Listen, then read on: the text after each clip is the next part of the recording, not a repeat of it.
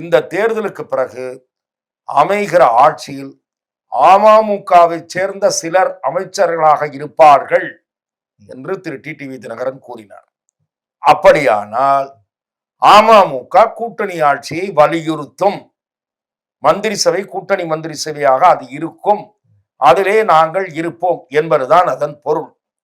இது பேசியவர் டிடிவி தினகரன். உறுப்பினர்கள் எல்லாம் கைதட்டினார்கள், பொதுக்குழு உறுப்பினர்கள் எல்லாம்.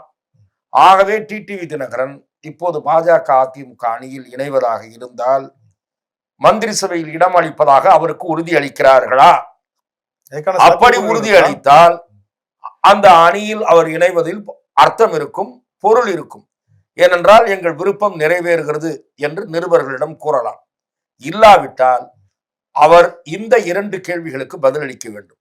எடப்பாடி எப்படி முதலமைச்சராக ஏற்றுக்கொண்டீர்கள், முதலமைச்சர் வேட்பாளர் என்று ஏற்றுக்கொண்டீர்கள், கூட்டணி மந்திரி சபைக்கு வாய்ப்பில்லாத கூட்டணியில் எப்படி போய் இணைந்தீர்கள் என்கிற சங்கடமான 2 கேள்விகளை திரு டிடிவி தினகரன் எதிர்கொள்ள வேண்டியிருக்கும்.